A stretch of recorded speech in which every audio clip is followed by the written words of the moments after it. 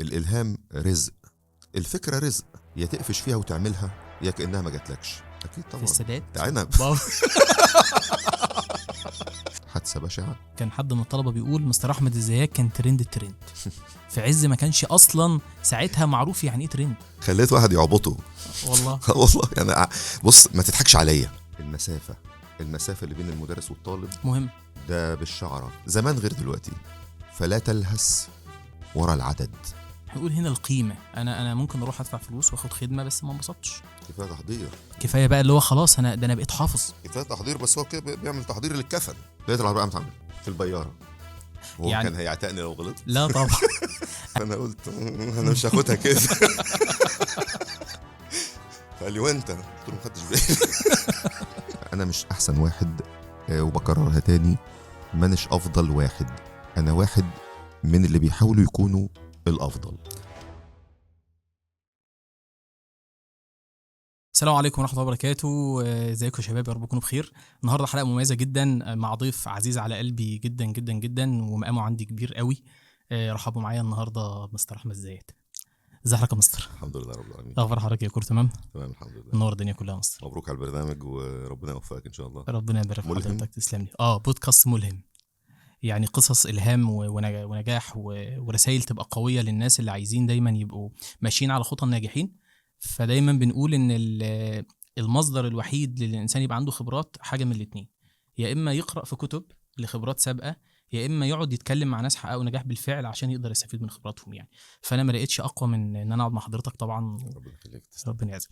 انا بدات مع حضرتك كطالب في 2008 في ثانويه عامه.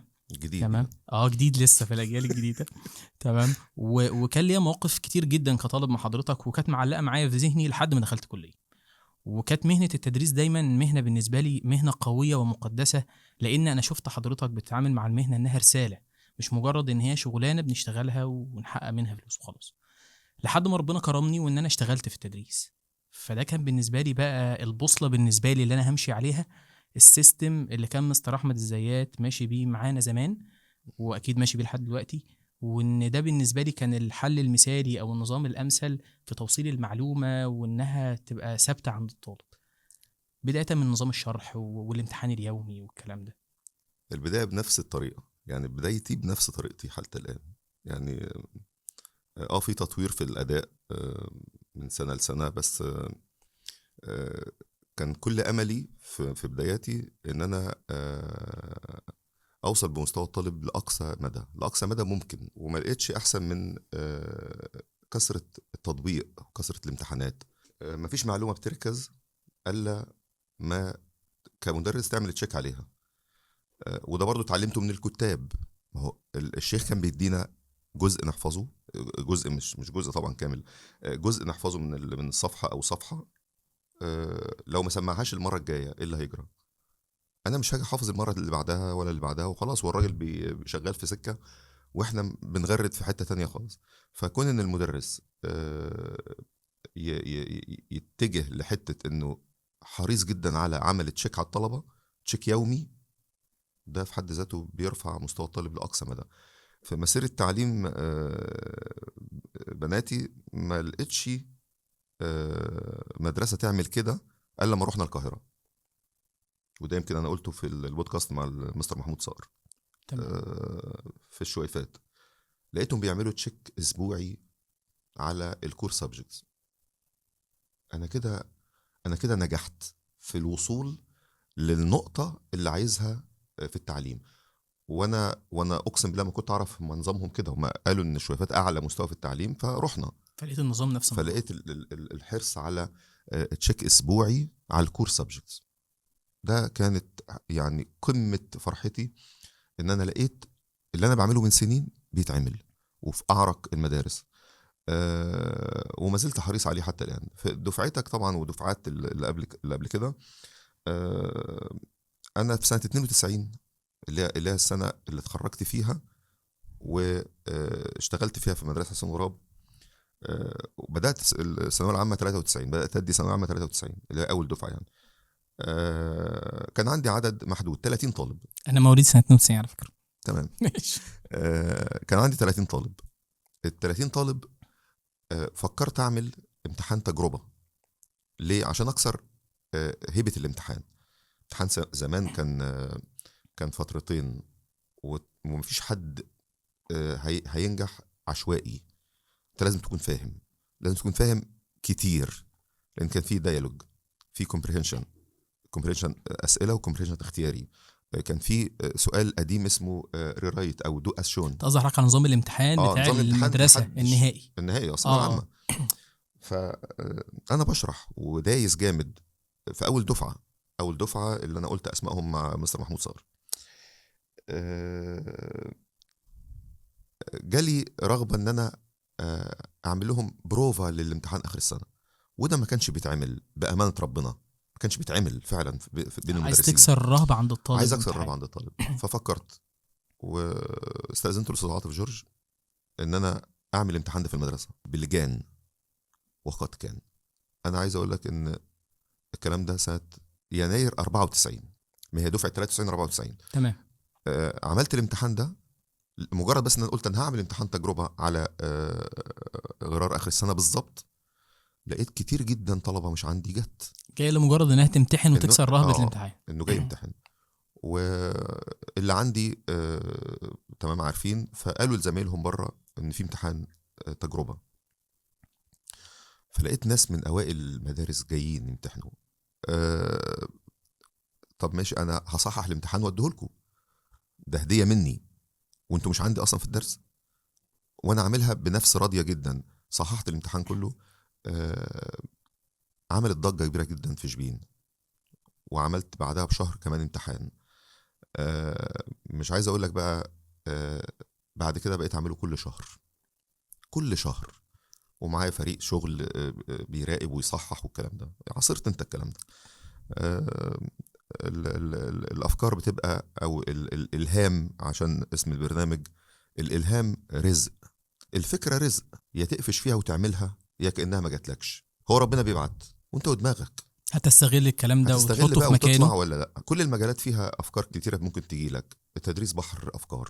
انت قدامك طلبه اشكال والوان، هتعرف تفهم ده وتفهم ده وتفهم ده قدام الكل، قدام الطرف الاخر، وانت مسيطر على الطرف اللي فاهم عشان ما يتشغلش عنك ويسمعك وانت بتفهم الطرف الضعيف. مسؤوليه ومتعه.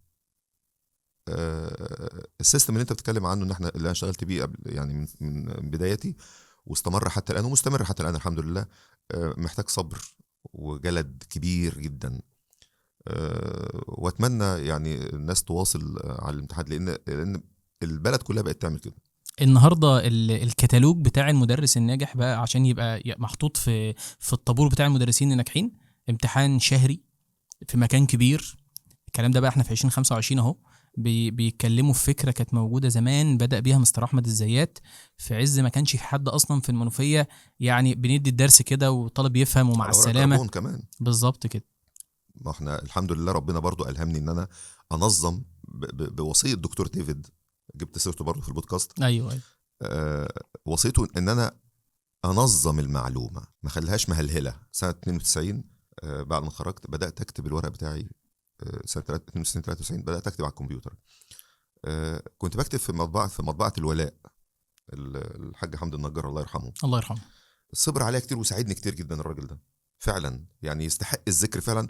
وانا ما ذكرتوش مع صقر في البودكاست. ده من عوامل النجاح بقى. طبعا ده راجل وفر لي تايبست، كان اسمه مستر عماد تقريبا، وفره لي بالساعات. كانت الفكره جديده. انا كنت بكتب الورق ونراجع ونعمل بعد كده، بعد مرحله مطبعه الولاء والحاج حمدي، برضو في شخصيه يعني فوق الوصف ما ذكرتهاش مع مستر صقر. مين بقى مستر؟ هيثم، الاستاذ هيثم الخرباوي، استاذ هيثم. اللي مازال بيكتب لي شغلي. من بره. ده فين دلوقتي؟ اي. هو ابو مهند، هو عنده ربنا يا يبارك له رب. في ولاده. هو كان في مطبعه حورس عند كليه الهندسه. مم. من كتر اللف على التايبستس كتيره ربنا عطرني فيه. الراجل ده انا بكلم دلوقتي في التسعينات. ما كانش فيه الكلام ده موجود اصلا. ما كانش فيه الكلام ده موجود. كان انا بعمله بس قليل قوي اللي بيعمل. لقيته لما ربنا عطرني فيه يعني بمحض الصدفه برضو بيكتب بمنتهى الاحترافيه والسرعه ومفيش اخطاء. يعني مش ده هنراجع بقى كنز، ونطلع ده ونضيع كنز. وقت. وثقت فيه بان انت اكتب دي احنا تتكتب بنتكلم دلوقتي في ايه؟ تسعينات. في التسعينات، في اواخر التسعينات كده. آه عايز اقول لك انه حتى الان هو طبعا كان لسه صغير، اتجوز وخلف وسافر عمان. وقبل ما يسافر قال لي انا معاك، انا معاك وهعمل لك شغلك. يعني سايب شبين وسايب مصر كلها، وهيشتغل هناك في عمان. هو سافر بقى هو وزوجته بس محافظ على علاقته بس بيك انه يعمل لك شغلك لحد النهارده. فعلا بوجه له مليون شكر، ونفسي ارجع اعمل بودكاست مع صار تاني. أهو. لان الراجل ده فعلا لازم ياخد يمينه فوق حقه راسي. يعني. تمام. طبعا انا نايم مرتاح وشغلي بيتعمل وبمنتهى الدقه. امتحانات، الامتحانات اليوميه اللي بعملها حتى الان. هو الاستاذ هيثم في عمان بقاله سنين، تمام. وانا مستمر في الامتحانات والكتابه بنفس الطريقه ونفس السيستم ونفس الدقه. انا ببعت له الامتحان على الواتساب بالليل خالص متاخر الساعه 2 3 في ايا اي كان. وقت. هو يصحى من النوم يقوم عامله وبعته لي على الساعه 8 9، ابعته للاستاذ محمد سيد يصوره، والدنيا ماشيه واكنه في شبين. مع ان يمكن زمان كانت مع الدنيا اصعب وهو في شبين عشان اه تقابله وتديله بالظبط. الورق بنفسك دلوقتي وتراجعها ربنا بنفسك. يسرها، بس هو عشان هو مخلص وامين وحب يحافظ عليا، ربنا وفقنا. انا بوجه له مليون شكر على صبره معايا وتقل شغلي معاه. والمناهج في الانجليزي بتغير كتير جدا، وكنت ابعت له مثلا الوحده تاني يوم او تالت يوم يبعتها لي، اراجع على طول تك تك تك وابعت له الاخطاء، يبعتها لي النهائيه ونطبع. يعني انا كنت مصر لازم اذكره ياخد حقه يعني. طبعا، لان هو فعلا نجحني، من الناس اللي نجحتني. انما عذرا ما كانش ينفع ان انا ابدا سيستم واسيبه لغيري صح. وانا اخد خطوتين لورا. ما ينفعش. انا راجل حطيت بذره اديها ظهري وامشي، لا طبعا. اقف جنبها ورعاها. هو ساعدني في كده. وكان مخلص وامين للنهايه. الف شكر، الف شكر للمستر هيثم. احنا بنقول ان السعي والاجتهاد مهمين جدا لوصول للنجاح، لكن توفيق ربنا سبحانه وتعالى وتسخيره لناس في الرحله طبعا يكونوا. هو التسخير ربنا للناس لك بسبب اخلاصك انت الاول لنفسك. يعني هو رفقاء النجاح مش كلمه سهله، كلمه مش كبيره. كلمه سهله طبعا. هو معلش يعني بس خايف يتنشى عين. هو ايه اللي مصبر محمد سيد معايا لحد دلوقتي؟ طبعا. لا طبعا. مش ده عارف اقول احنا ولا لا. شغلنا يعني موت. والراجل نفسه طويل بيتزهق جد شويه جد جد. وبيهدى شويه. بس فعلا انت عارف الشغل، انت يعني عارف بيزنس الشغل معروف. وبقابل مستر محمد، وبعدين بشوف فيه. انا كنت شفته طالب في 2008 وبشوفه النهارده، لان انا ومستر احمد يعني انا بيجمعني شغلي بيه في نفس المكان وقت معين. انا شايف مستر محمد بنفس الاخلاص ونفس الوفاء بتاع ما 2008. اتغيرش. يعني انا مش حاسه راجل كبر بقى وبدا ادى الشغل جزء من اهتمامه. هو شغل مستر احمد الزيات هو حياه مستر محمد الزيات. آه، ربنا بيسخرنا لبعض عشان النية انك تنجح. وانا بوجه رسالة والله للمدرسين، وانا من حبي لهم: استمتع، استمتع بالمهنة عشان تفضل اطول فترة ممكنة. يعني انا الحمد لله يعني ربنا يسترها. انا من 89 وانا طالب بادئ، النهارده 2024 25. انا ما اذكرش حد المسافه دي كلها 35 سنه. واصل. ويعني ممكن يكون واصل. المواصله بنفس المستوى. مش استمرارية، ده اللي كنت هقوله. اه ممكن نواصل سنين طويلة في شغل، لكن صعب نواصل واحنا في القمة، صعب نواصل واحنا بنفس الروح. الحمد لله. هو انا بس يعني انا مش عايز بس عشان الناس، انا مش احسن واحد وبكررها تاني، مانيش افضل واحد. انا واحد من اللي بيحاولوا يكونوا الافضل. في ناس كتير جدا جامده جدا جدا ومحترمه جدا جدا، ممكن يكون نفسها ما كانش طويل، ممكن يكون صبرها نفذ. ممكن. بس انا عايز اقول ان مستر احمد حافظ على نجاحه وحافظ على وجوده في السوق. يعني لو كلمه القمه هيبقى عليها يعني ملاحظات، انا بقول ان حضرتك حافظت على وجودك في السوق كبوصله وكمنهج لاي مدرس النهارده. انا بتكلم بقى من خبرتي في المجال واختلاطي بناس كتير في الحته دي. انت شايف طريقك قدام لما تنجح تبقى زي مين من غير ما نتكلم.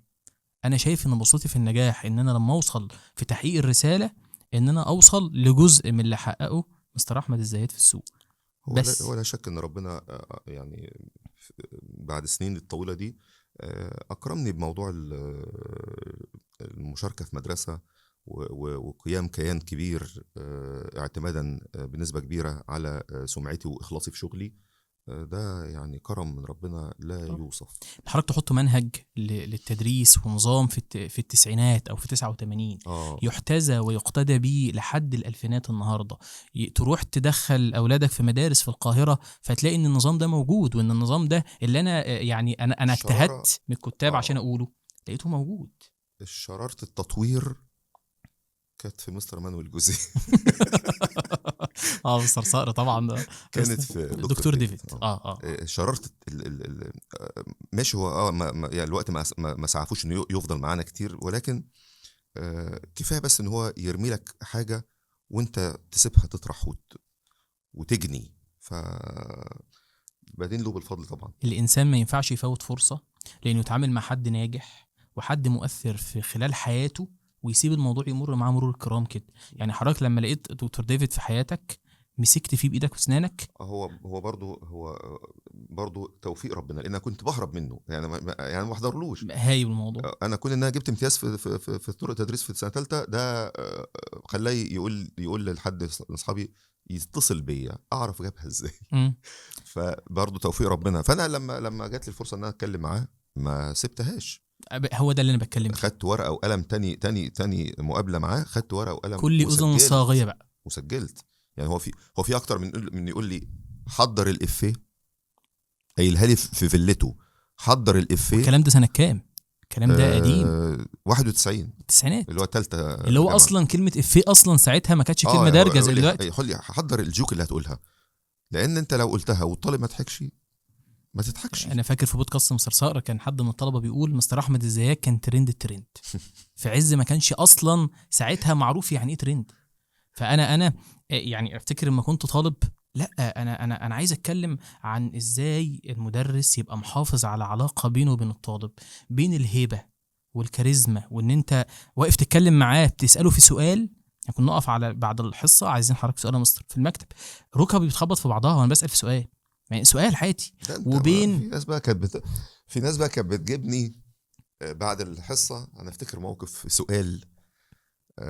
هو اللي عمل العمله دي دكتور دلوقتي، دكتور كبير يعني. نزل لي وانا بعد الشغل، كان في مجموعه متفوقين، بخلص الساعه 12 بالليل مثلا. فنزل لي عند العربيه، وانا بركب العربيه قال لي مستر في سؤال بس سريع كده، انا مش شايف سريع. قدامي اصلا. مم. فقلت له قول. قال لي عايز ابني الجمله دي للمعلوم. قلت له قول. اتفضل حبيبي. قال لي he was seen by a dead man. فبصيت له كده قلت له انت عايزني اقول لك a dead man saw him؟ احترم نفسك، انت جاي تسالني انت عارف الاجابه. قال لي قلت له طب ماشي. someone saw him by a dead man. فالواد ابتسم وضحك. انا بحمد ربنا ان انا قاعد نازل الساعه 12. يوم طويل. اليوم طويل ومرهق ومزعج، والمهنه متعبه. وانا ممكن عادي، ما هو عادي لما تبني المعلوم ابدا باللي بعد باي. بس لا اللي بعد باي ده مش هينفع يبدا. ايوه. فدي من المواقف هو كان عارف الاجابه. بس هو عايز اقف مع مصر. هو طبعا عايز اسال سؤال. انا هو يعني كان هيعتقني لو غلط. لا طبعا. انا عايز اقول ان احنا لقينا نموذج قدامنا محافظ على هيبه المدرس، وده انا بقول عشان بنفتقده دلوقتي في نماذج كتيره. وما بين علاقه الحب يا مستر، المسافه اللي بين المدرس والطالب مهم. ده بالشعره، بين الحزم والشده طبعا. وبين الحب والعلاقه الودوده. وانا بمناسبه ده حابب اشغل بقى ريكورد كده، معايا 3 ريكوردات، هشغل ريكوردين دلوقتي وريكورد في الاخر، تمام؟ ونعلق عليهم. عايزة اقولها ان انا فخورة بيك جدا وبفتخر انك بابايا جدا، وتاني حاجة شهستة. شكرا على كل حاجة عملتها لنا وبتعملها لنا وعلمتها لنا من صفات أو أخلاق أو ازاي نتعامل مع الناس. وشكرا لوجودك في حياتنا وإنك دايما واقف جنبنا وبتشجعنا في كل حاجة بنعملها، وإنك دايما بتعلمنا ازاي نحب نفسنا ونعرف قيمتها، وبقينا طول الوقت بنحاول نبقى أحسن نسخة من نفسنا عشان بس تبقى مبسوط عننا وراضي عننا. ربنا يخليك لنا يا بابا. ده ريكورد، وفي ريكوردين تانيين شغل واحد منهم دلوقتي واحد في الاخر، بيبينوا مدى العلاقه بين ان الشده والحب. ان انا يمكن حضرتك قلت ده بودكاست مستر صقر، كان بيضربني ويطبطب عليا. الكلمه دي ابويا الله معلقه يرحمه. معايا قوي. تمام. ان ازاي حضرتك قادر تجمع بين الاثنين. انا كطالب كنت مذهول، وما بقيت مدرس بقول ازاي احافظ على العلاقه دي. الحاجات دي محتاجه الواحد ياخد كورسات، وان ازاي يتعامل مع الطالب مع فرق السن، ان انا شديد بس انت هتحبني. فهو ده اللي انا كنت بتكلم فيه. فممكن نسمع الريكورد التاني بقى. كنت عايزة أقولك يا بابا إن أنا بحبك قوي، وبحب وانا حبك يا بابا. لينا و... وبحب إن أنت علمتنا حاجات كتير قوي هي اللي خلتنا ما ننساقش ورا العالم ولا ورا الحياة كده. لا، نبقى لينا قراراتنا ولينا شخصياتنا ولينا رأينا. وأكتر حاجة معلمة معايا هو اللطف. في حاجة الناس متعرفهاش كتير قوي، ان انت ورا كل قوة الشخصية، ورا كل الحكمة اللي انت فيها، وورا كل الاسم العظيم ده والشهرة الرهيبة واللمعان ده كله، في لطف في قلبك رهيب. ودي الحاجة الوحيدة المميزة. من الحاجات المميزة اكتر حاجة معلمة معايا قوي ان انت قد ايه قد ايه لطيف بقوة. يعني علمتني بجد، او علمتنا احنا التلاتة، انه اللطيف ده مش ضعيف، اللطيف ده هو القوي، مش اللي قلبه قاسي خالص. ف دي حاجة بريفلي من الحاجات اللي انا عايزة اقولها لك و... وانت نور حياتنا يعني. بس الريكورد التالت هسيبه للاخر، بس انا كنت عايز اتكلم على ان ازاي ابقى انا شايف هيبه وكاريزما للمستر بتاعي وبحبه. يعني ممكن المستر يبقى بيضربني وانا اتمنى بره يقابلني يسلم عليا. مش ان انا يعني قوي وبلطف فعلا. والعلاقه دي لو حضرتك تنصح بيها بقى الناس اللي موجوده، لان احنا في سوق بنفتقد فعلا. لان المدرس حاجه من الاثنين يا مستر، يا بيبقى مدرس سهل قوي مع الطلبه بيحبوه تمام بس سهل قوي في شخصيه مفيش مساحه زي ما حضرتك كنت بتقول، او ان المدرس شديد قوي. شديد ده يعني مثلا يجي ولي امر ابنه متكسر يقول لابني كان غايب، يقول له انا اسف مش هيخش، انا كان عندي حد متوفي في عيلتي وجيت الدرس عادي. المساحه دي تتحقق ازاي؟ هي كاريزمات وشخصيات. بس في أسس. ال- المفروض المدرس رسالته الأولى إيه؟ التربية مظبوط. والتعليم. الأولى التربية وبعد كده التعليم. فأنت هتربي إزاي إلا لما تكون نموذج؟ لازم تكون نموذج. نموذج بقى. هتتساهل مع الطلبة وتكسر الحاجز اللي بينك وبينهم، أنت كده ما ربيتوش. أدي نقطة. هتشد شد وتقوم قاطع الحبل اللي بينك وبينه، انت كده مش هتعلمه. مظبوط. خلاص انت كده بوظت الدنيا. فمسك الامر بحكمه بيقتضي ان انت تحط قدامك اسس دينيه في التعامل مع الطالب. اسس دينيه دي ما اقصدش بيها ان انت تتكلم في الدين والحاجات دي، لا مش أسس قصدي كده. شرعية في اسس شرعيه التعامل. في التعامل معاه.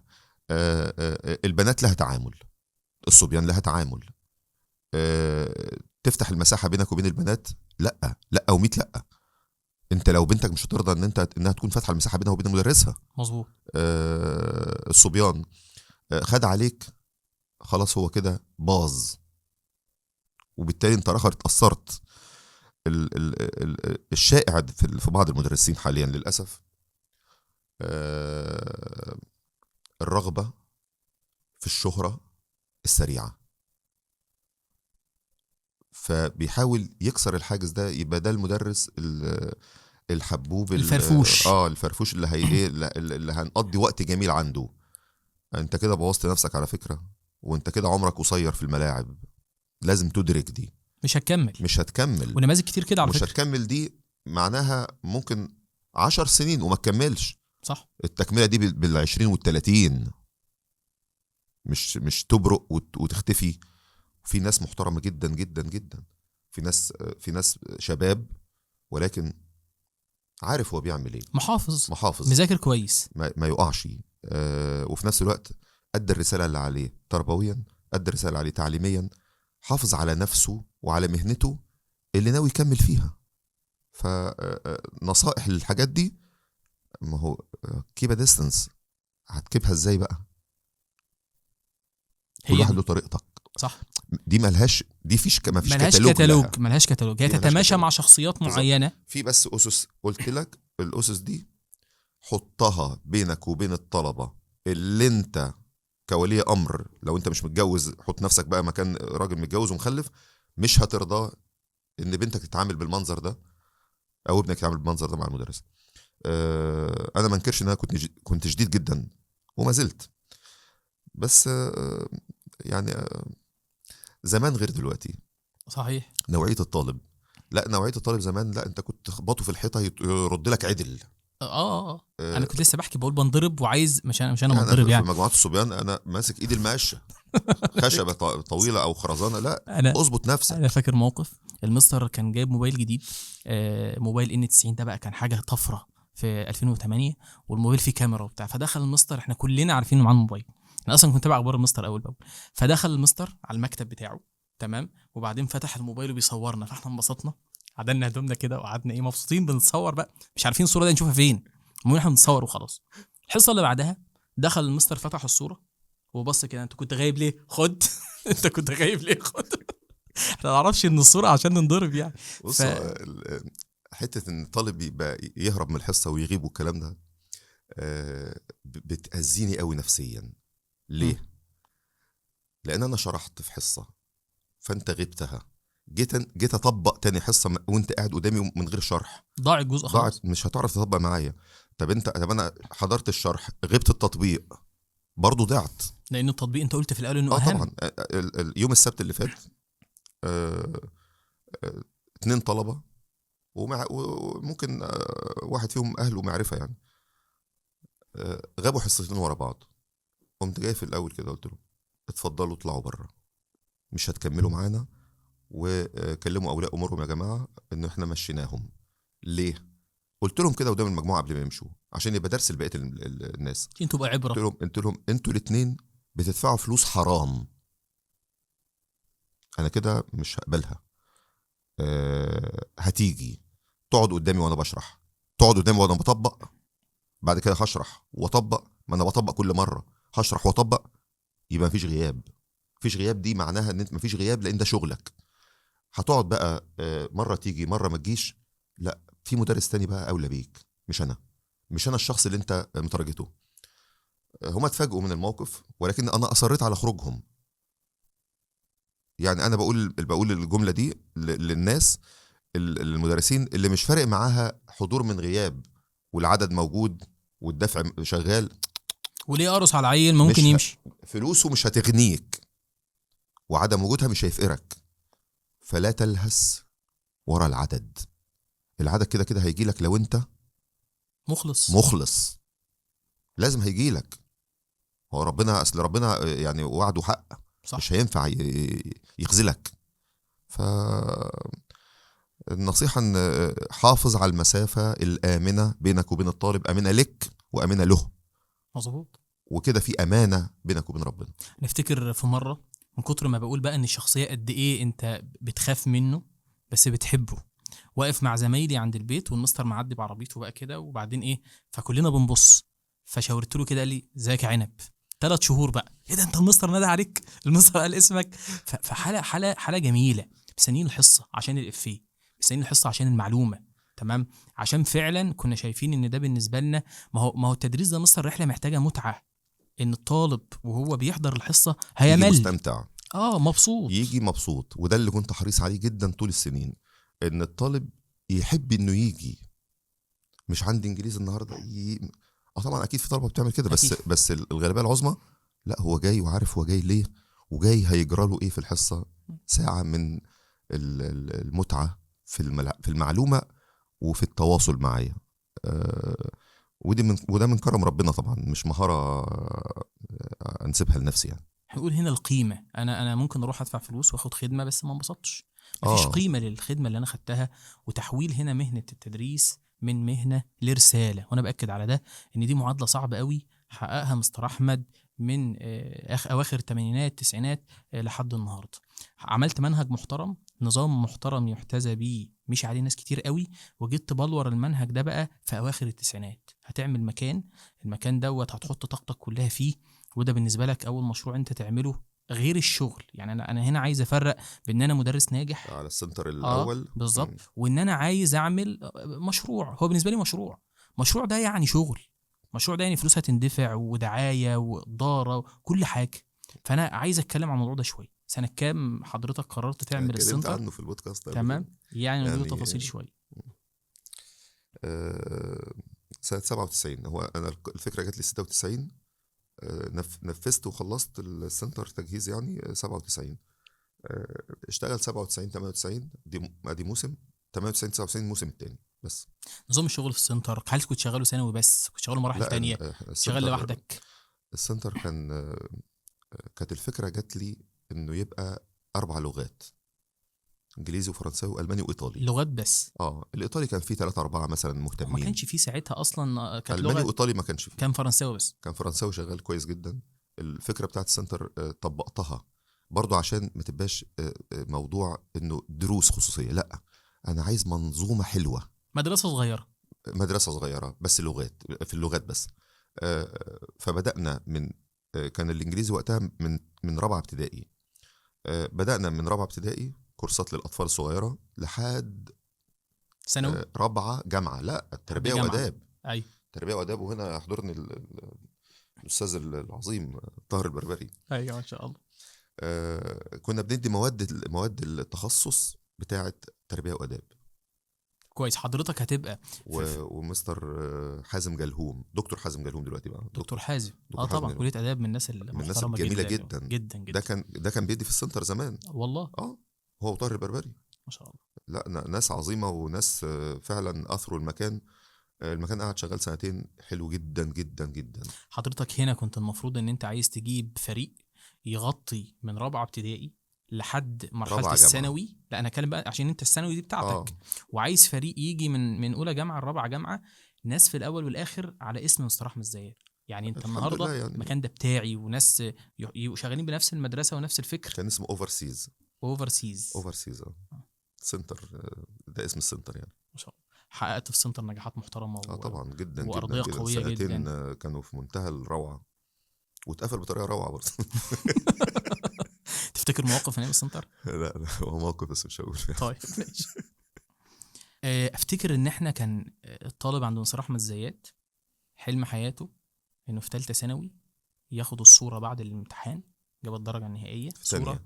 تمام، في تانية وثالثه كانت ثانويه عامه. ياخد الصوره من درجه تانية، تتعلق صورته في قائمه الاوائل عن في شجره. كانش ساعتها بقى في بنرات ولا ديزاين ولا الكلام ده، هو برواز، والبرواز ده فيه شجره. كنا بنروح نطبع اللوحه كبيره كده في اشقوش ومنير عشان تطلع بالشكل الرائع ده. واحنا كطلبه احنا الورق اللي في الشجره. كان في رساله قويه في البرواز طبعا ده. بص، هو لما كانت سنه تانية ثانويه عامه، كانت هي الاساس طبعا، لان انت في تانية بيبان شكلك هتعمل ايه في تالتة.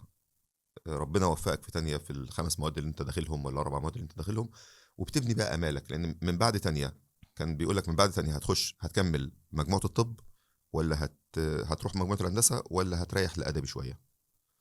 فكانت تانية هي اللي هترسمك. فكان الحماس رهيب في تانية. وكان الانجليزي في ثانيه من 25 وفي ثالثه من 25 عشان يقفل 50 كامله. مظبوط. فجات لي فكره ان الطالب لو قاعد قدامي وشاف صورته طول الحصه او طول الحصص يعني متعلقه على اليمين او على الشمال، الطلبه اللي جايبه 25 او 24 و24 ونص الحاجات دي. مظبوط. فكان يعني تقليد قوي جدا. تحفيز طول السنه. طبعا. قدام وبعدين عيني. انت في شجره الاوائل. في شجره الاوائل عند مستر احمد ازاي؟ كفايه. فكانت دايما مصدر فخر للطالب.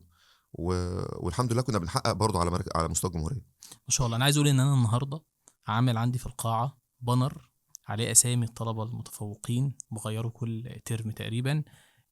عايز ارجع برضه لموضوع ان احنا بوصلة النجاح بالنسبة لنا كان في التدريس، ويمكن حضرتك قلت ان ده موجود في المدارس. البوصلة كانت الخطوات اللي مستر احمد الزيات مشي بيها. هو ربنا ألهمني بأفكار سريعة بتنفيذها، وأرجو إن اللي بيعمل فكرة يواصل ويستمر فيها.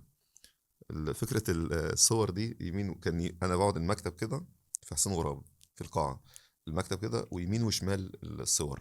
كان بالنسبة لنا مكتب وزراء يا جماعة، مكتب ضخم قوي ما شاء الله، وعليه حاجات كتير قوي، وتلاجة بقى جنب المستر، وكان في قصة كده. من الكلام ده من زمان، الكلام ده يعني اكيد انا في 2008، الكلام ده مثلا من ايام التسعينات. اخر التسعينات واول الالفينات، آه. بعد السنتر مقفل على طول. كنا بنطلب صور الطلبه، فكان الطالب بيكتب على الصوره رقمه، اسمه. ودرجته. تمام. فمره واحد هو قاعد في ثالثه، هو من البتنون تقريبا، هو قاعد، هم شله كده بيقعدوا مع بعض، كل ما اساله ما بيردش، اساله احس انه بيتكلم في غلط يعني، حركه بقه يعني. ببص له كده وابص لصورته وابص له تاني، قعدت شهر تقريبا. انت يا ابني جايب 25 في سنه تانية ازاي؟ انت متعلق صورتك جنبي ازاي؟ فين بقى على اخر السنه زمايله فتنوا عليه، ان هو كان جايب 17. انا كنت عايز اسال على الآلية بتاعت ازاي الطالب ده جاب درجة دي فعلا. الموضوع كان صعب ساعتها. هو اه هما يعني الموضوع كان بيجيبوا شهادات، هو ما جابش. هو ما جابش الشهاده، يعني الاستاذ محمد ما خدش منه شهادته، بس خلاص هو من ضمن شله، وشله كلها كده، فتمام. بس هو ضحك علينا، يا ابني رد علينا. بس اخدنا حقنا. خليت واحد يعبطه. والله. والله يعني، بص ما تضحكش عليا. خليك صادق، طب وهضربك برضه. انت طول السنه مفهمني انك جايب 25 في تانية، طب انا اتعامل معاك ازاي وانت اصلا انت محتاج مني ارفعك عن 17 واعلى بيك. فخد حقه بقى، خد نصيبه. بس خد نصيبه قدام الناس كلها. يستاهل، عشان يبقى عبره لمن لا يعتبر.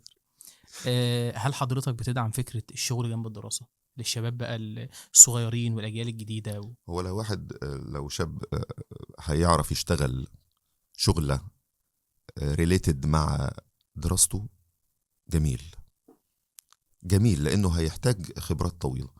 مثلا يعني واحد في كليه تربيه وهيشتغل اسيستنت مع مدرس، جميل جدا جدا، لانه هيشوف نموذج قدامه. واحد في هندسه هيتدرب في مكتب هندسي، او ان شاء الله يروح مواقع يشيل ويحط، خير. واحده في كليه اسنان مثلا، وانت في تانية ولا تالتة ما تروحي عياده مش فلوس، روحي ده انت تديله فلوس، نتعلم، تقفي قدام الدكتور وتراقبي هو بيعمل ايه ومحضر نفسه ازاي طبعا بدعم حاجه زي دي. الشغل في سن صغير في الاجازات من باب المسؤوليه طبعا دي تربيه بقى، دي تربيه قاسيه جدا مفيده جدا، قاسيه جدا على النفس، ما حدش هيستحملها قوي الا قليل، خاصه لو كان شغل هارد. ودي الحمد لله ربنا انعم عليا بيها. يعني اول شغل مستر احمد اشتغله وهو صغير كان في سن كام، واشتغل ايه؟ في الاعدادي. في مطعم. الفلوس كانت كام؟ مش فاكر، كان سندوتشين بيه. انا افتكر وانا في ثالثه ابتدائي، حاجه بسيطه يعني، جنيه مثلا. في ثالثه ابتدائي نزلت اشتغلت في الاجازه في جناين فاكهه. اكيد طبعا، في السادات. عنب. تسلم يا مستر، شكرا. بابا خلانا ننزل نشتغل. انا صغير، انا مش مستوعب. انا بنزل الصبح بدري الساعه 7 في عز البرد، اركب عربيه نص نقل متكتك واروح عشان مثلا اعمل هي شغلانه هايفه قوي. لا كان بيوصلك رساله، واخد 3 جنيه في اليوم. بس انا ما فهمت ساعتها، كنت انا بتعذب، رساله ايه ده؟ انا صحابي بيلعبوا وانا نازل اشتغل. فانا ما فهمتش قيمه الكلام ده الا دلوقتي. بزنس من امتى؟ من 2012. طيب. وقبلها بقى حاجات تانية خفيفه كده. انا بقول لك يعني، هو ابوك الله يرحمه يعني حط البذره وسابها. الله يرحمه. وراقبها. ده حقيقي. عايز اتكلم عن دعم الاهل، بما اننا بقى اتكلمنا عن سيره ابائنا يعني وامهاتنا. دعم الاهل في رحله النجاح، ان انا ببقى شايف ان دايما اغلب الناجحين طالعين من اهل كانوا بيرعوا البذره زي حضرتك ما قلت، ولو في مواقف في الحته دي حضرتك تفتكرها للوالد او الوالده رحمه الله عليهم. مواقف ابويا هو الحزم. مره اتخانقت انا واخويا الكبير، عقابه كان ايه؟ اقعد انت وهو على السرير، ارفع رجلك. مدنا. بفلكه ولا من غير؟ لا بايد، بخشبه. تخشب. ماشي.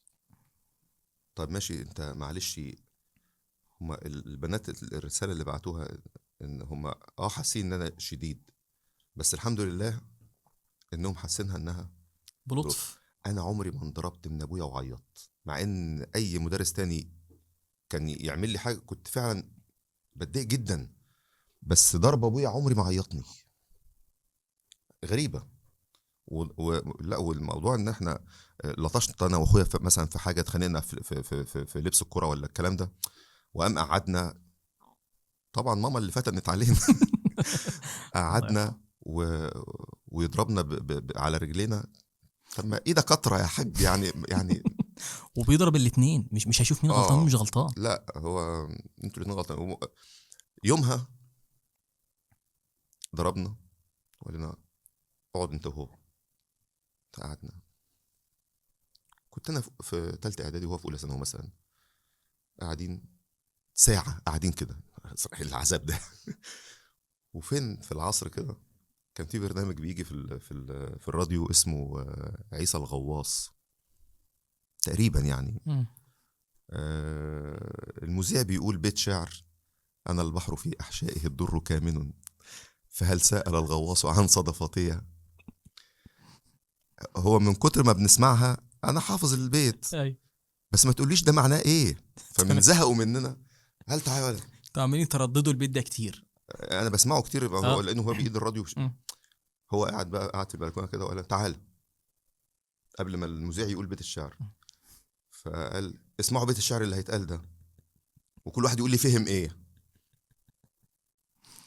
فخالد سمعنا بيت الشعر، انا واقف انا محضر اجابتي. ايوه انا جاهز. اللي هي ايه؟ ما خدتش بالي. سمعتش كويس، ما هو مش هينفع نرجع تاني ساعتها. خالد قاعد يفتي اللي هو بقى قال له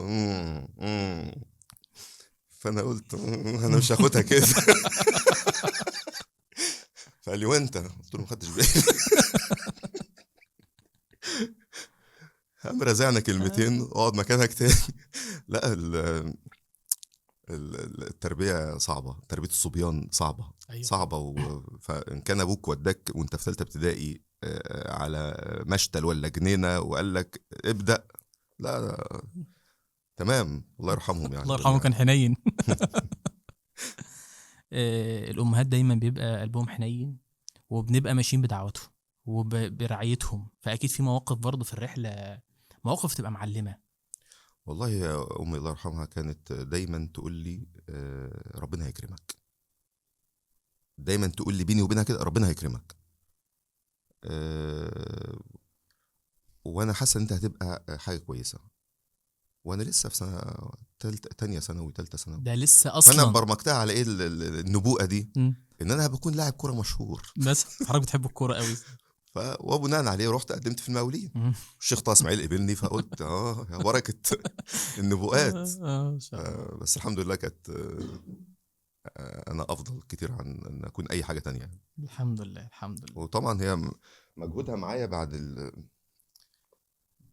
اما اشتغلت اول سنه اديت فيها ثانويه عامه.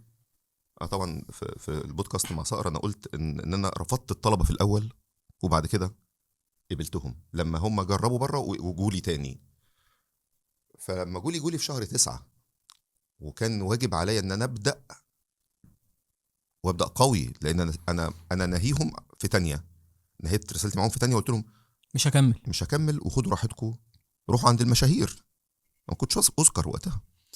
فهم شهر ورجعوا تاني، فانا ما حضرتش، ما لحقتش احضر. وكان ساعتها مش كمبيوتر، كان لسه الكمبيوتر بقى بعدها ب3-4 شهور. فكنت اقعد اكتب الورق يوميا اللي هيتصور ووزعه. فكنت بعد ما اخلص دروسي اروح البلد طبعا ماما كانت سهرانه مستنياني عشان اتعشى وتقعد جنبي وانا احضر الورق وانا مرهق. كنت اتعينت في حسين غراب بقى، وانا فوظيفه مرهق جنب جدا الشغل. لان مطلوب ان انا اروح الصبح الساعه 6 حسين غراب، امشي من البلد الساعه 6 عشان عندي مجموعه الساعه 7، مجموعه الصبح قبل المدرسه قبل الطابور يعني. فكنت اقعد اكتب الكلام، ومن كتر تعبي وارهاقي ممكن اكتب الكلمه مرتين، وبعد كده اقوم شاطب بالمسطره على كلمه. والارهاق ده هي قاعده جنبي، وكل ما انام تصحيني، وهي النوم يغلبها مره. يعني دي حاجه بسيطه قوي، كانت كبيره في السن وقتها. مش عايزه تنام الا ما بس تطمن انك ان انا خلصت. خلصت، وان انا انام الساعه 3 لان هصحى الساعه 6، يبقى 3 ساعات. لا، مسيره طويله وارهاقه جامد معانا. الله يرحم الجميع يعني. والارهاق ده جاب نتيجه في الاخر الحمد لله، ربنا يجعله في ميزان حسناتهم ويكرموا بينا يعني. يا رب اللهم امين. مهنه التدريس احيانا بيوصل المدرس بعد سنين من التكرار بيحس ان هو بقى كفايه تحضير، كفايه تحضير، كفايه بقى اللي هو خلاص ده انا بقيت حافظ، ده انا بقيت اقول مثلا كفايه تحضير. الجزئيه. بس هو كده بيعمل تحضير للكفن. والله كفنه. انا هنا عايز اذكر موقف واسال حضرتك برضه. انا لحد قريب ممكن اجي اقابل مستر احمد زياد في يوم جمعه مثلا، الاقيه قاعد فاتح الايباد، ايه يا مستر؟ قال لي بحضر وبعدل وبراجع، وهو النهارده خبره 35 سنه، في حين ان في مدرسين تانيين ما كملوش 5 سنين وشايف ان التحضير خلاص. انا مصر ان انا ما اقعش في الفخ ده، فخ انها تمام. لا، انا مش تمام. انا لازم احضر نفسي قبلها بيوم للحصه، اشوف انا هشرح ايه، ايه اللي عليه الدور. طب هنا هحط ايه نجمه هنا عشان افتكر اقول كذا. ده كله مهم جدا. التكبر في المهنه دي هيقطم وسطك، هيأثر الرحله. هيأثرك. لا لا لا لا. يعني ربنا يدينا الاستمرارية على الجزئية دي، ان ده فخ كبير جدا للمدرس. ان انا بقيت، لا، خلي الناس تقول انك بقيت، تقولهاش انت لنفسك، ما تقولهاش لنفسك. انا يوم الموقف اللي بقول لك، الدكتور ده اسمه محمد افتكرته، الجملة بتاعت he was seen by a dead man، ويقول لي عايز ابني المعلوم، عايز سو. فبصيت له وضحكت. انا والله ما شفت السؤال ده قبل كده، قبل ما هو يقوله لي. فلما قلته له عشان اكتم نفسي وما اتغرش، قلت الحمد لله الحمد لله الحمد لله الحمد لله. هو اللي رزقني الاجابه. كان ممكن يعطل لساني، وساعتها مالكش حجه يا مدرس، يا اللي بتقف قدام مئات الطلبه وواثق في نفسك. عادي، انا كنت ممكن من كتر الارهاق اللي انا فيه ما ردش او ارد غلط. هو كان مستني اديد مان سهم. ولو سمع البودكاست ده لو سمع البودكاست ابعت لي. انا فعلا مبسوط جدا من السؤال على قد ما انا رديت على طول بكرم ربنا، الا انه الارم. ركز، لسه في كتير. ركز قوي وانت بتسمع للطالب، ده مهم جدا. سنه الكورونا كانت سنه تحدي لناس كتير. في 2020 خلاص السوق بيقف. اول مجال وقف بالكامل وحصل له شلل كامل كان مجال التعليم. تم وقف المراكز التعليم كامله والمدارس كامله، وخلاص يا جماعه شغل من البيت. تحدي المدرسين في ساعتها كان تحدي قوي، اكون او لا اكون. عند حضرتك هتكمل السنه دي خافت مدرسين كتير في السوق. انا شفت بعيني مستر احمد بيشتغل على منصه. لما سالت اخويا اسمها تيتشبل، لما سالت اخويا في امريكا قال لي ده في جامعات هناك شغاله بحاجات زي كده. كانش في حد اصلا موضوع المنصات ده. حجزنا مساحه عليها بالدولار.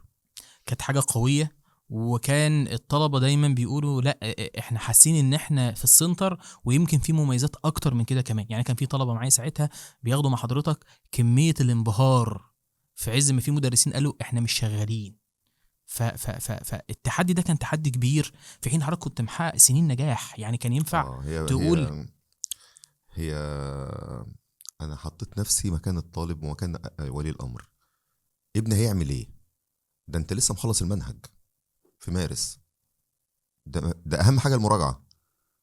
الطالب يبقى حاطط لها هي التارجت بتاعه طول السنه، حطيت نفسي مكانه كده. ربنا ألهمني بفكرة منصة، واللي ساعدني فيها دكتور أحمد أبو سيار، ده لازم أذكره بكل خير، جاي معانا قريب.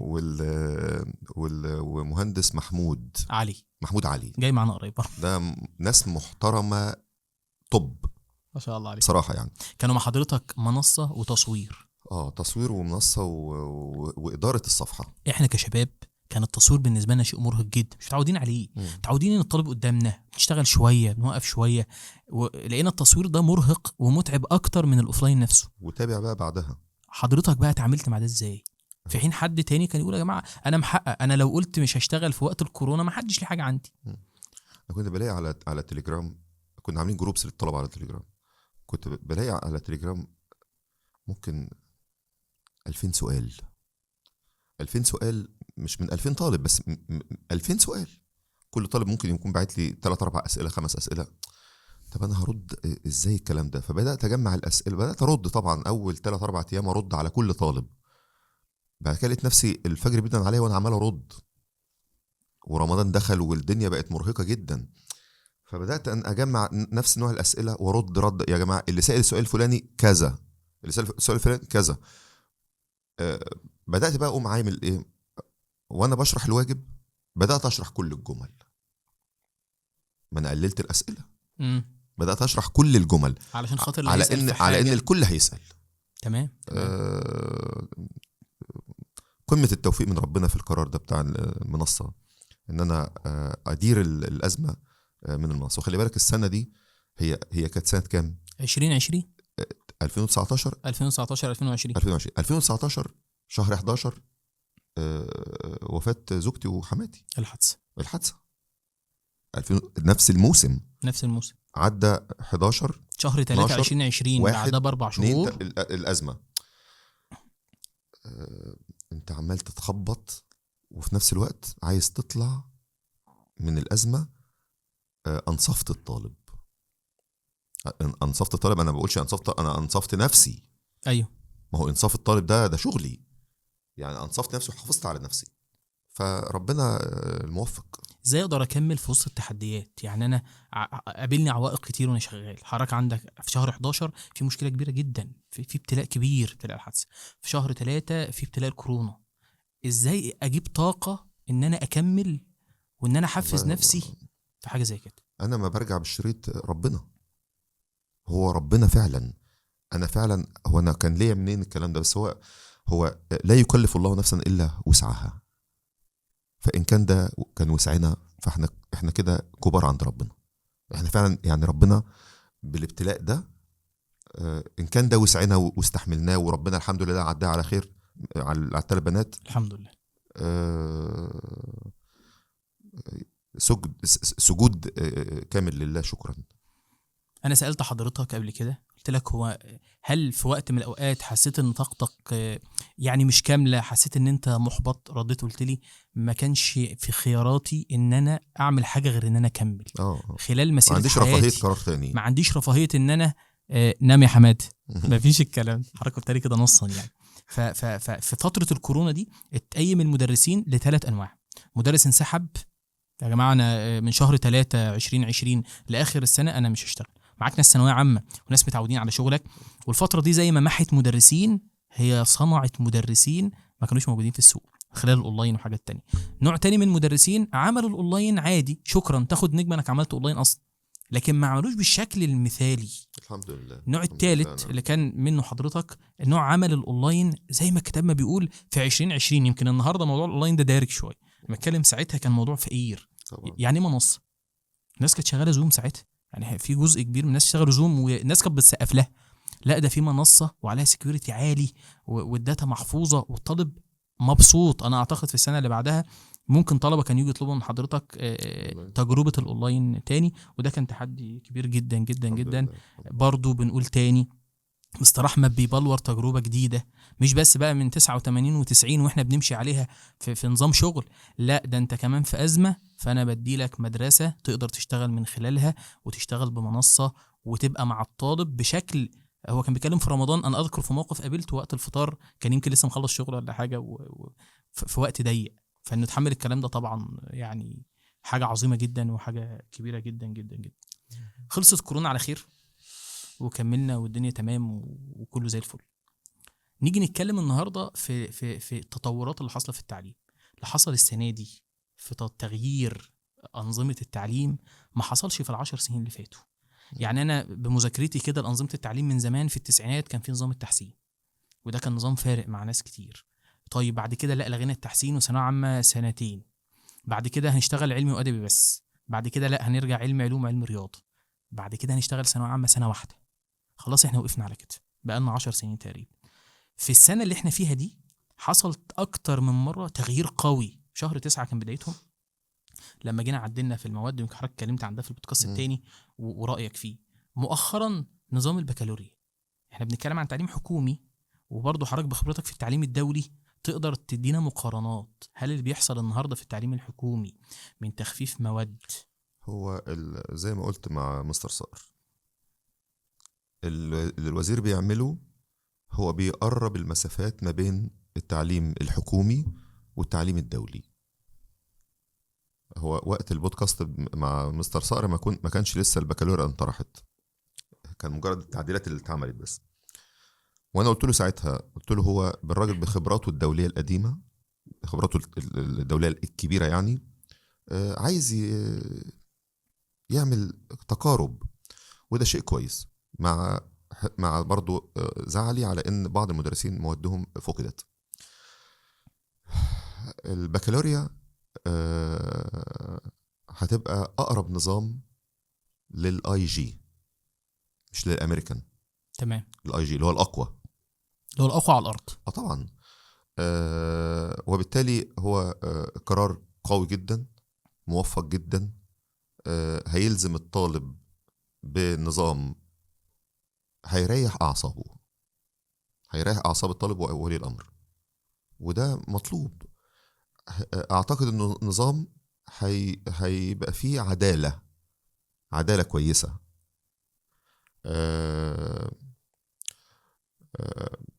طبعا هو محتاج تحضير. هو محافظ على اولى زي ما هي، مخفف المناهج في تانية خالص، غير المسارات بالكامل. هو في تانية مدي 4 مواد، 4 مسارات، بس الطالب يجيب فيهم. عدد مواد قليله، بنتكلم في 4 مواد بس. ما هو انت في اي جي في 10، في الاي جي في 10 غالبيه الطلبه بتختار 5 مواد، منهم عربي الاي جي. عربي الاي جي ده حلو، تجيب فيه ستار وانت مرتاح. و4 مواد من الكور سبجكتس، انجليزي بقى 3 ساينسز او انجليزي و2 ساينس وواحده رياضه. فبيبقى فاضل له 3 مواد في تانية في 11 ياخدهم. 3 مواد ممكن يكونوا 3 مواد عاديين يعني، احيانا بيدرس بيزنس او بيدرس برمجه، ممكن يختار بقى على حسب اتجاهاته يعني. فبيخلص من ال8 مواد المؤهله في اولى وثانيه. وفي طلبه بتجيب 6 مواد في اولى عندها القدره، ويبقى في ثانيه. في طلبه في دلتا كوليدج دخلوا جامعه من بعد 11، يعني بعد ثانيه ثانوي دخلوا جامعه. نماذج قويه جدا. فالوزير على خطى التقريب ما بين النظام الحكومي ونظام الثانويه العامه البريطانيه، بس محتاج مدرسين كفاءات في المدارس. هو لو قدر يعمل دي، انه يغذي المدارس بكفاءات كبيره، هيبقى بطل بصراحه بعد قراراته الجريئه دي. وكون ان هو بقى يعمل كده، يغذي المدارس بالكفاءات دي، لا ده كده تمام، كده ماشي على خطوات حلوه. ربنا يوفق وتتعمل يا رب اللهم امين. راي حضرتك باضافه التربيه الدينيه للمجموع، وده كان مقترح هو قاله ولسه تحت الدراسه. يا ريت يتوافق عليه بصراحه يعني، لان المجتمع في تحدي كبير جدا في الحته دي. ده من زمان الدين ما كانش بينضاف للمجموع ولا يهتم بيه. وانت مشكلتك في الدين ايه؟ انك تحفظ الايه، وانت لو ما حفظتهاش مش هتسقط. طب احفظها بقى عشان هي داخله مجموعك. وان كان في احاديث التربيه الدينيه المسيحيه، الاخلاقيات العامه في الاديان، لا احنا مجتمع لازم نحافظ على كده. مؤيد جدا ان التربيه الدينيه تكون من ضمن المجموع. تمام. رأي حضرتك في موضوع التحسين، وان هو فتح التحسين بقى في النظام الجديد، كويس. انك تقدر تحسن لحد 3 مرات تقريبا كويس. بعد ما تخلص. كويس جدا. هو ما كانش فشل على فكره في التسعينات. في التسعينات ما كانش فاشل، بالعكس، ده انت بتجيب اخر ما عند الطالب. هو انت ليه تذبحني في سنه؟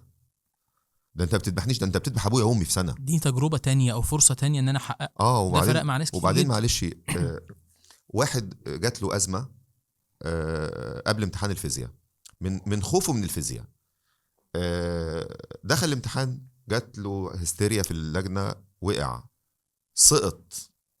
وهو ممكن يبقى دكتور، ممكن يبقى مهندس، ممكن يبقى فز، بس نفسيته ما استحملتش الضغط. هل ده بيحصل في الاي جي؟ الاجابه لا. هل ده بيحصل في الامريكان؟ الرد لا. لانه دايما عنده فرصة تانية انه عنده فرصه يكرر. تانية، فنفسه حلو، رايح مطمئن. يا عم ده النظام القاسي في الذبح ده ايه ده؟ افتكر ايام ما كنت طالب عند مستر احمد، كان العادي في المراجعات من ضمن الحاجات اللي كانت برضه لامسه معانا قوي، عادي يعني ممكن تحضر مراجعه ساعه ساعتين 3 مع مدرس، ده كده انت يعني حققت. انا محتفظ بكتبي مع مستر احمد لحد النهارده، ويمكن صورت له قريب غلاف كتاب ثالثه ثانوي وانا كاتب فيه تفاصيل مراجعه ليله الامتحان ثانويه عامه. حصه 6 ساعات، 6 ساعات احنا حاضرين واحنا كاننا رايحين رحله. حتى انا قلت له ده من شويه، ال6 ساعات دول 3 ساعات وبريك في النص، بريك في النص عشان اللي هيصلي او يصلي او ياكل. يجيب حاجه ياكلها، وبعد كده نخش نكمل، نبدا مثلا الساعه 5. في الصبيان كان الاستاذ محمد سيد بيلم الكتب، ايوه صح، بيلم صح. مذكره الحل. ليه؟ ما انت ممكن تمشي. ايوه مش هنديك فرصه انك تخلع. امشي بقى، امشي من غير مذكره وخلاص. ده حقيقي، ده حقيقي. ونرجع، انا فاكر يوم من الساعه 5 للساعه 12 بالليل، مفيش ملل. ويمكن ده بيطبق دلوقتي مع مدرسين، يمكن الاجيال مش زي الاجيال. يعني ما نيجي نتكلم النهارده طالب يصمت في حصه 3 ساعات مراجعه ليله امتحان، يا ده بطل. بتكلم ساعتها ان ده برضو كان من الحاجات المؤثره والحاجات الحمد لله كنت اول واحد اعمل كده. ده حقيقي، ده حقيقي. طيب، مبسوط جدا جدا بان دي تكون البدايه بالنسبه للبودكاست بتاعنا، وان انا النهارده قاعد قدام قيمه وقامه بالنسبه لي. انا جاي مرهق بصراحه، يعني انا عارف، جاي بعد يوم شغل، وانا عارف ان انا يعني تقلت على حضرتك في وجودك معانا النهارده، لكن انا مبسوط على المستوى الشخصي. وانا جاي على فكره قلت له مش لازم نسجل، احنا ممكن ندردش. ده حقيقي، ده حقيقي. انا على المستوى الشخصي مبسوط جدا بالكلام اللي حضرتك قلته، ويمكن كمل عندي الصوره في ان احنا اكمل بطاقه، وان انا ما احس ان انا جايب اخري وان انا زهقان اقول يعني ده انا بتدلع. يمكن الكلام ده ليا ولكل جيلي، اما اشوف قصه نجاح خارجه في وسط صعوبات وتحديات قد كده، كم الابتلاءات اللي حضرتك ما ذكرتش نصها. فده بالنسبه لي حاجه. لا، مهنه التدريس مشكلتها انها مهنه منظوره. يعني يمكن حضرتك برضو تقدر تكلمنا بده، ان مهنه التدريس لازم اظهر، لازم اظهر ومظهر كويس. في بداياتي كنت مصر على ان المدرس ده مش هينفع يبقى ماشي يصعب عليك. كابتن سيد المنشاوي، الاونر اي كلاب، كان كاتب بوست كده يقول لك يحسدوك ولا تصعب عليهم. مقولة جامدة جدا، مطبقها على نفسي من غير يعني هو تقريبا هو كده. يعني حسيت لما قريتها انه بلور اللي حصل مع حضرتك في حياتك. انا كنت في 25 سنة قررت اجيب عربية. كان قرار تقيل، مش تقيل ماديا، كان معايا 8 ما عدا 2000، يعني كان ب 14 انا جبتها ب 12 وعليها 2000 قسط. كانت عربية ريتمو ما شاء الله. بس كان ده سنة كام؟ 95. قعدت شهر، تمام، حادثة بشعة، راحت العربية ويعوض عليك ربنا. سنة تتصلح، وغيرت لونها بقى لونها اسود، وفتحت سقف وروشتها. طب ايه الاصرار ده؟ الاصرار ده ان انا لازم اظبط حياتي شكلا ومضمونا. انا ظابطها مضمونا باتقاني في شغلي شكلا، ولازم نعمة ربنا تبان عليا. هعمل ايه بالتحويش؟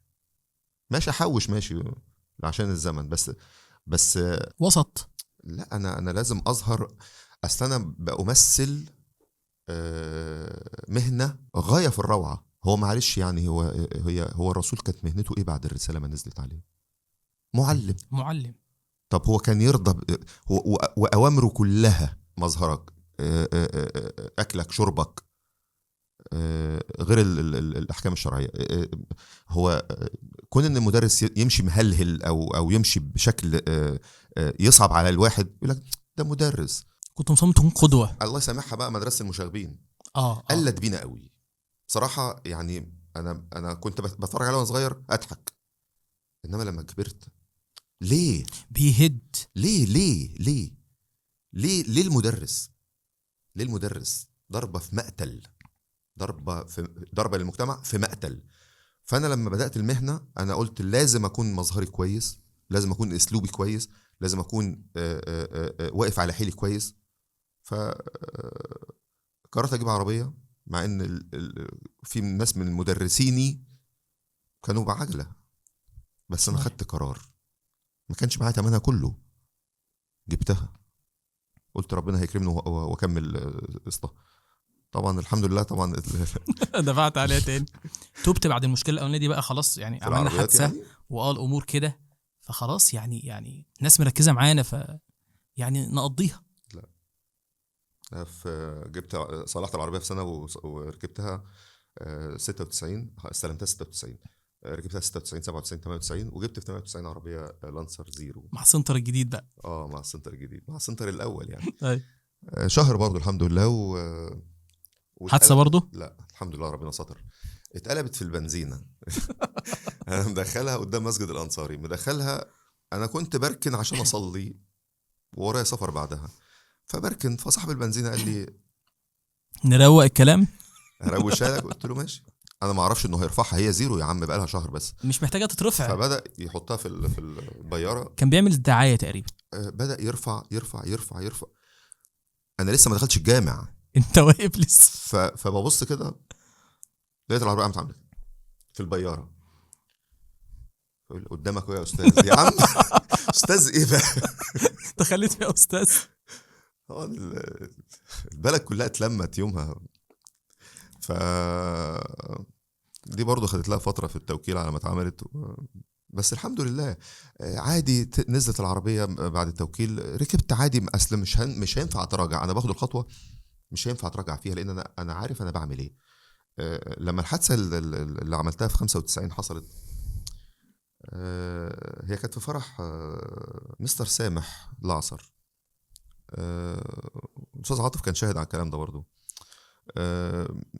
بعد ما عملت الحادثه انا قعدت مضطرب جدا، ان كنت لسه متعلم بقالي شهر، والحادثه كانت حادثه موت، حادثه تقيله.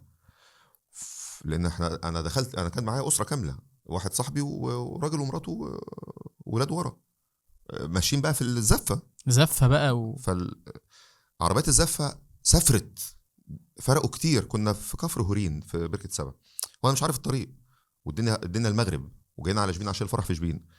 فالطريق قاعد يلف بينا وانا مش واخد بالي، وانا ماشي بسرعه عشان الحق الطريق، الحق الزفه. حصل اللي حصل، دخلت بالعربيه كلها في الشجره، ومن شجره لشجره، بس انا كنت وقعت من العربيه. بعد ما استلمت العربيه بقى بسنه وغيرت لونها، خدت العربيه ورحت مشيت في الحته دي تاني.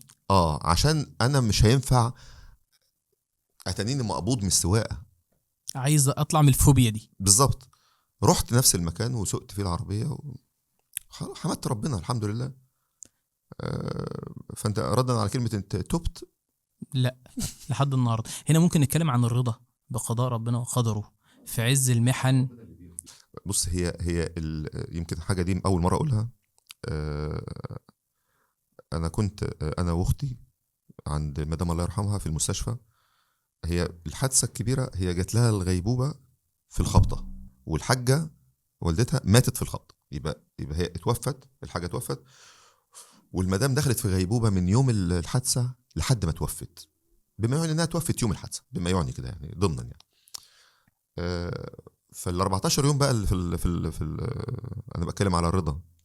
في ال 14 يوم اللي هم اللي قعدتهم في في الغيبوبة. الغيبوبه، احنا طبعا كل يوم عندها. انا اقمت عند اختي في جنب المستشفى الجلال العسكري، وكل يوميا يوم هناك. نازلين انا واختي من المستشفى الساعه 10 بالليل. آه الحمد لله.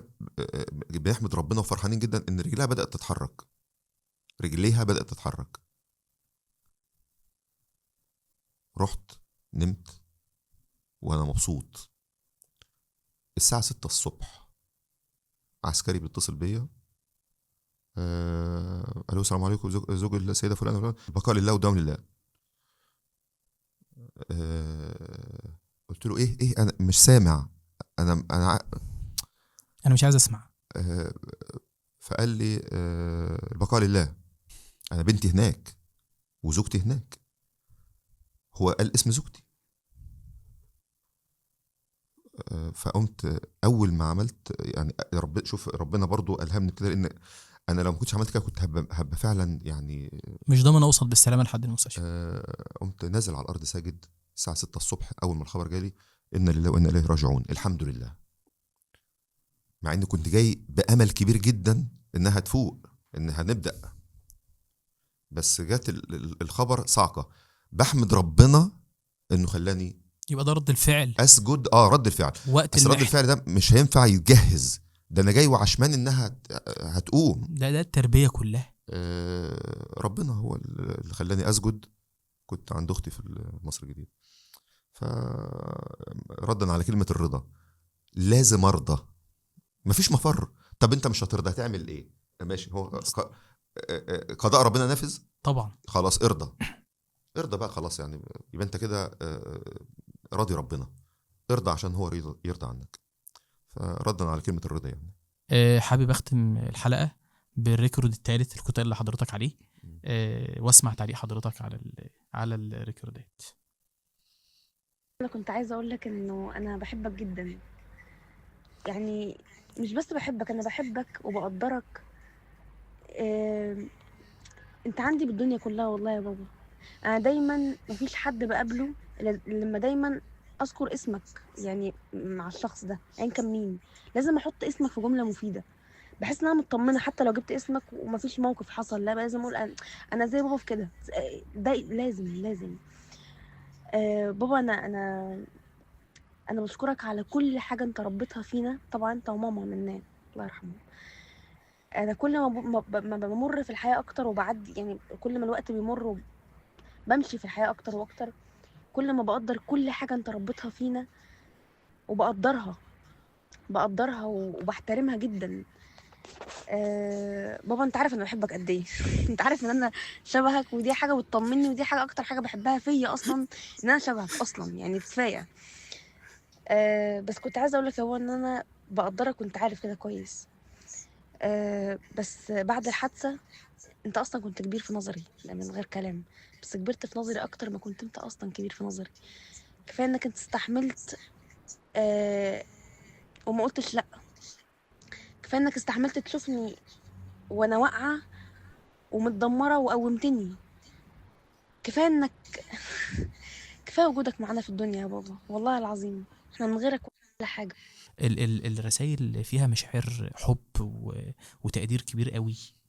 يتوجوا الرحلة بأن الرسالة تمت رسالة نجاح، مش بس في الشغل، رسالة نجاح في البيت. لأن أحيانا بيتقال إن النجاح خدني وشغلي خدني من بيتي. ده بيتقال كتير جدا، وفي بيوت اتدمرت. هو انا كان شغلي واخدني فعلا في وجود امهم الله يرحمها. الله يرحمه.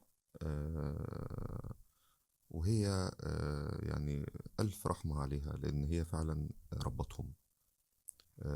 الراجل زي ما أنت عارف أكل عيشه أو أكل عيش الأسرة شغل بطنه. الراجل. أنا بحط الأسس وهي بتنفذها مع الأسس برضو بتاعتها. فهي الحمد لله ربتهم. الحمد لله يعني ربنا يكرمها فيهم وعليهم. مش عايز اتكلم في امور شخصيه في بودكاست، بس انا بشكرهم وطبعا رد فعلي هيكون لما اروح البيت ان شاء الله. اكيد هم فوق أكيد. دماغي طبعا، لان هم فقدوا اعز ناس عندهم، وما كانش ينفع ما اعملش اللي انا عملته. ما كانش ينفع احلق عليهم واحافظ عليهم واكمل لهم مسيرتهم. مرام خلصت هندسة الحمد لله الحمد السنة لله. دي، الموسم اللي فات يعني، ومنا في 5 أسنان، وشايستا لسه بقى في أولى جامعة. ربنا يكرمهم ورسائلهم مؤثرة جدا طبعا فيا، بس ردي عليهم هيكون في البيت. طيب تمام. نصايح أخيرة بقى في التربية وعلاقة الآباء بأولادهم. وأنت قلت جملة في النص: تربية الولاد صعبة، في اختلاف في تربية الصبيان أنا ما الولاد جربتهاش، والبنات. بس جربتها في الطلبة. أنا شديد جدا مع صبيان، لكن ربنا ما رزقنيش بولد، ولكن صراحة ما بيضرب يا جماعة على طول. ما هو أنا يعني قريب لسه شايلين 3 من قدامه طلعوا يجروا، طلعنا نجري وراهم. ما بحبش الولد اللي يبقى مش حاسس بابوه. انت بتدل عليه. حط في خيالك كده ابوك بيعمل ايه طول اليوم عشان تحترم انت نفسك كولد. يعني البنات ما شاء الله معظمهم بيبقى ملتزمات يعني، وربنا يكرم الجميع. انا بس التربية هو ربنا مديني قوة في التعامل ولين. الأب ما يبقاش عنيف يكسر علاقته ببنته أو بابنه، وما يبقاش مسيبها برضو اعمل اللي انت عايزاه أو اعمل اللي انت عايزه. أنا ما بقولش كلام جديد، أنا بقول لك أنا إيه. يعني أنا مانيش شايف نفسي إن أنا برضو أقعد أنصح الآباء والأمهات. أنا أقل من كده بكتير، بس بقول لك أنا بعمل إيه، وربنا يكرمنا كلنا، يكرم كل أب وأم في ولادهم. ولكن أنا ببذل قصارى جهدي بحيث إن أنا لا ألام من ربنا، أو لا يعني ما بقاش قصرت في حق ربنا. بس ده ملخص التعامل. إنما أقعد أدي دروس التربية، لا، أشوف حد تاني. لا، احنا بنقول ان الانسان يكون ناجح في حياته المهنية ومحقق فيها، وناجح في حياته الشخصية ومحقق فيها. الاتزان بين الاتنين دول مهم جدا، لان في الاخر هي معادلة. ربنا يبارك في كل زوجة بتعين زوجها في الجزئية دي. كل زوجة بتعين زوجها في لم شمل الأسرة ولم والتحليق على الأولاد، مش تسيبهم وتقعد في النادي. تقعد في النادي كل حاجة، ما بقولش حاجة، بس ما تبقاش غفلة عن ولادها. ان هما انما هنقعد نقول بقى دول اعز ما نملك. طب ماشي، ما تعملي بقى. فين النتيجة؟ فين الطريقة اللي بتطبق انها اعز ما تملك؟ دول اعز ما تملكي. اتعاملي من المنطق ده، من المنطلق ده. ربنا يبارك لحضرتك فيهم يبارك في كل ويخليهم الناس لك، يعني. وتلاقيهم ربنا يبارك احسن لك. ما تتمنى كمان. امين. ويخليك لينا طبعا، ربنا دايما يخليك. قدوة لينا ربنا يخليك يا محمد. وتبقى البوصلة والمؤشرة لنجاح اي حد في جيلنا. زي ما انا ما قلت، هو نجاح مستر احمد زايد. ربنا يخليك، تسلم، وربنا يوفقك ويكرمك واتمنى ان انا يعني اكون ضيف خفيف على البرنامج. شرف يا مستر. ربنا وجود يخليك. حضرتك في حاجة زي كده شرف، تسلم. على المستوى الشخصي للاستفادة، وعلى مستوى الناس اللي هتستفاد من القصة ربنا يعني. يخليك، تسلم. شكرا مستر. شكرا.